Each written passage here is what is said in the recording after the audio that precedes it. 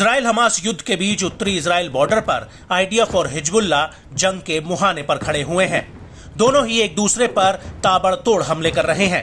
कभी IDF Lebanon में घुसकर एयर स्ट्राइक करती है तो हिजबुल्लाह भी पलटवार करते हुए अपने तरकश से नए नए रॉकेट्स और मिसाइलों से आईडीएफ के ठिकानों पर वार करता है।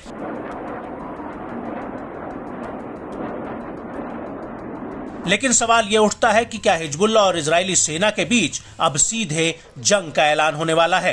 और अगर ऐसा होता है तो ये युद्ध बेहद ही भीषण होगा, क्योंकि हिजबुल्लाह के पास हमास से कहीं ज्यादा एडवांस हथियार और आर्मी है और हाल ही में दोनों के बीच हमले और ज्यादा तेज हो गए हैं। तो इससे ऐसा संकेत मिल रहा है कि इजराइल और हिजबुल्लाह जंग की तरफ बढ़ रहे हैं।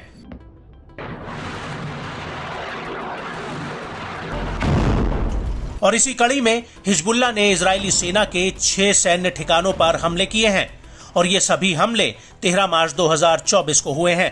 पहला हमला पूर्वी हनीता में हुआ। यहाँ पर हिजबुल्लाह ने इजरायली सैनिकों के जमावड़े पर गोला बारूद से हमला किया है।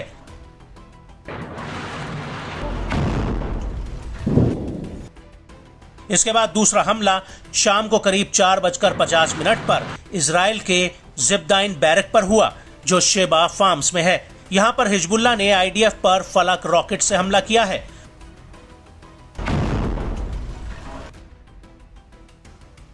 और इसके 5 मिनट बाद ही रोइशत अल अलाम सैन्य अड्डे पर हिजबुल्लाह ने रॉकेटों की झड़ी लगा दी।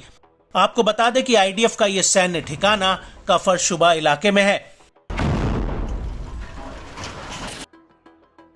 और इस हमले के तुरंत बाद शाम करीब 5 बजे हिजबुल्लाह ने इजराइल के एक ड्रोन को इंटरसेप्ट किया और उस पर हमला कर दिया, लेकिन इजराइल का ये ड्रोन वापस भागने में कामयाब रहा।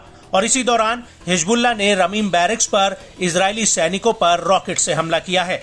हालांकि इस हमले के बाद कुछ घंटों तक हमले रोक दिए गए, लेकिन इसके बाद रात करीब 11 बजे हिजबुल्लाह ने अल अब्बाद सैन्य ठिकाने पर इजरायली सैनिकों के जमावड़े पर फिर से हमला बोल दिया।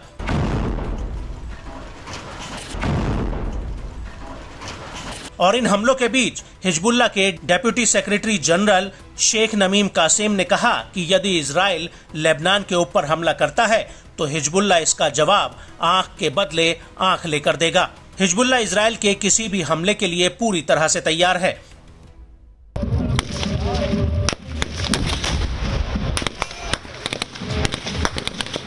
आपको बता दें कि हिजबुल्लाह के इस बयान से पहले इजरायली सेना के नॉर्दर्न कमांड के मेजर जनरल ओरी गॉर्डिन ने कहा था कि इजराइल लेबनान के खिलाफ युद्ध छेड़ने के लिए पूरी तरह से तैयार है।